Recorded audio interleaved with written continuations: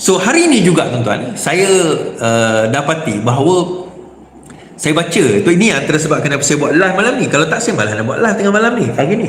Tapi bila saya baca, tiba-tiba Farhash mengumumkan penjualan saham secara tergesa-gesa daripada syarikat yang tak sampai setahun, artinya setahun kot dia beli saham 20% antara pemegang saham terbesar di dalam syarikat tersebut yang mendapat tender strategi kerajaan. I think dia dapat tender berkenaan dengan security, IT, I can't remember lah apa, tapi melibatkan benda-benda strategi kerajaan, tender kerajaan melibatkan bilion, dan syarikat itu dinilaikan bernilai 1.5 bilion, dan Farhash membeli lebih 400 share bernilai pada harga 40 sen satu share. 40 sen satu share dia beli dengan lebih harga, dengan jumlah share sebanyak 400 ribu lebih share kan.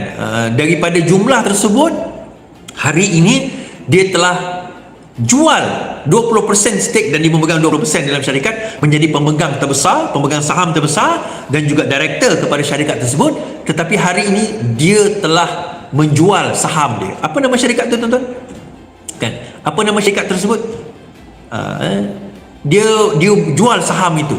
Dia jual saham itu. Apa nama syarikat tersebut? MMG something, saya tak ingat.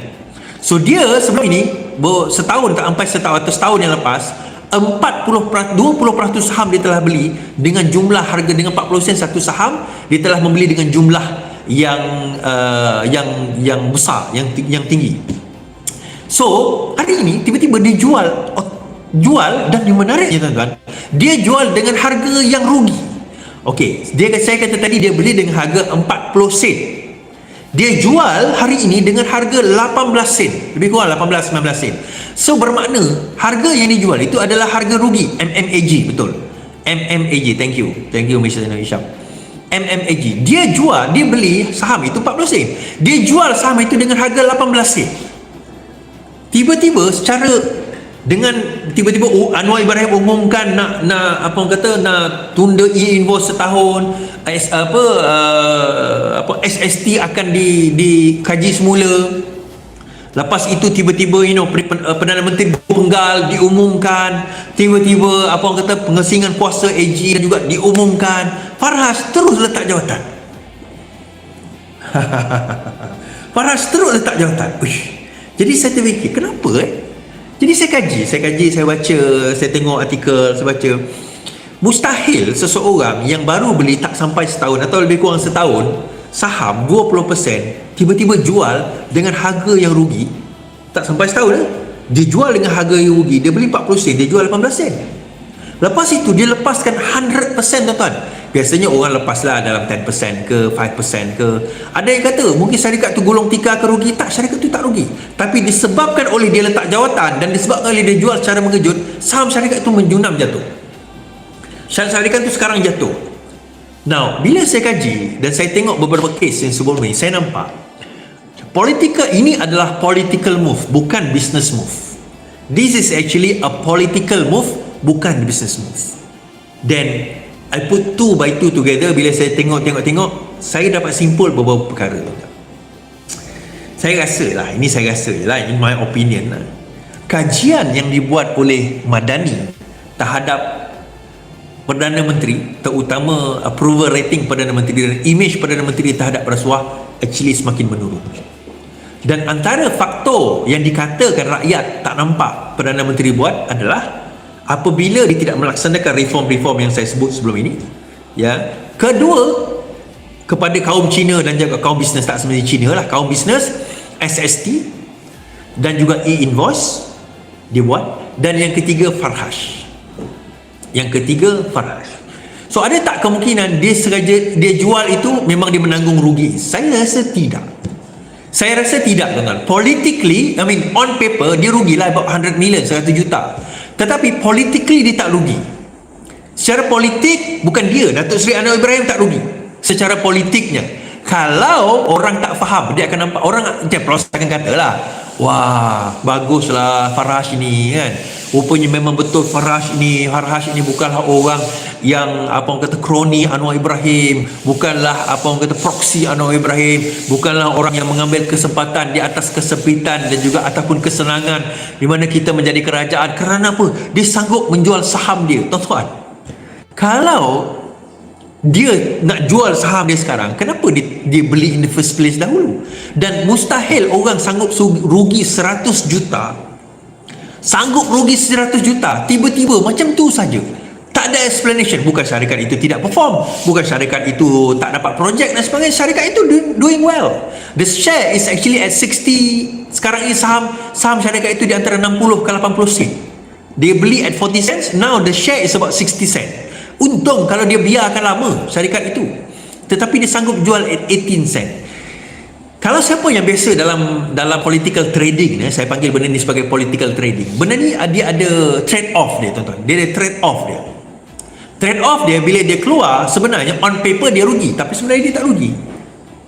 On paper je dia rugi, tapi sebenarnya dia berkemungkinan lah, ini pada pendapat saya, dia tak rugi. Kerana apa? Saya tak tahulah dia kalau ada deal behind ke apa ke, saya tak pasti.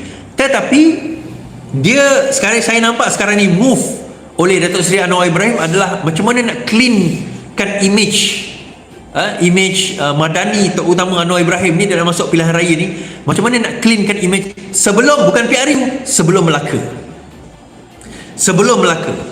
Sebab kajian, berkemungkinan kajian yang dia orang mendapati bahawa image Datuk Seri Anwar Ibrahim is getting semakin menurun.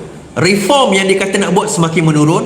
Rakyat tak percaya perkataan reformasi, penentang rasuah, kronism, nepotism dan sebagainya. Benda itu berlaku. So, reform sekarang ini macam Anwar Ibrahim dah mula dengar apa yang korang cakap ni, kira bagus lah. Bolehkah Anwar Ibrahim menang dalam pilihan raya akan datang ni? Jawapan mudahnya, tuan-tuan, it's too late lah. Too late. Dia ada dua sebab too late. Yang pertama, damage is done, rumah dah terbakar, bukan setakat terbakar, dah rentung, nak buat balik lambat. Dia dah burn the bridge, dia dengan Anwar Ibrahim. Minta maaf, YB Hassan Karim tadi mesej saya, dia kata, bawa lah Rafizi kembali kan. Dia kata build back the party, bentuk balik parti. Ni Hassan Karim, saya respect YB Hassan Karim, saya respect beliau. Saya kata YB, I think dia pun dah berpatah arang. Dia ni Rafizi pun dah berpatah arang. Dia pun dah kena teruk. I think he had enough lah. Dulu kali pertama dia kena, dia datang balik. Ni dah kali kedua, dia tak akan datang balik lah, saya cakap. And then dia reply saya, dia kata faham dia kata, dia faham. Fine kan? Tapi poinnya adalah, yelah, at least Hassan Karim tu naklah bawa Rafizi kan. Tapi poinnya, kenapa jumpa saya, kenapa tak teks Rafizi terus kan? Tak apalah. But I know the answer is going to be that, iaitu Rafizi takkan datang balik kembali untuk mend apa yang berlaku. So kita tak perlukan Rafizi, kita tak perlu ceplos lah ini kata, kita tak perlukan Rafizi. Tak apa, it's okay. I understand. Kalau kau rasa kau tak perlukan Rafizi, that's fine. But kami ni dah ada dalam benda ni dah lama. Ceplos ni baru je dalam parti ni. Kami ada dalam benda ni lama. We have gone through 2004, kami dah melalui 2004, kami dah melalui 2013, kami dah melalui 2018, kami dah melalui 2020, 2021 masa PRN Melaka, PRN Johor, PRN Sarawak, PRN Sabah tahun 2020, 2021. Kami dah melalui Sabah 2025. Sekarang ni coming is going to be Melaka. Melaka ni, that's why Anwar Ibrahim kena buat cepat. Sebab nanti kalau dia kempen dekat Melaka, masih lagi cerita reformasi, kita nak buat reformasi, orang gelak je, tuan-tuan. Orang dah tak percaya, terutama kaum Cina. Dan Melaka, I think 30 to 40% penduduk dia adalah Chinese. Bukan Chinese, non-Malays. Tapi Chinese lah majoritinya, tapi non-Malays, 30 to 40%.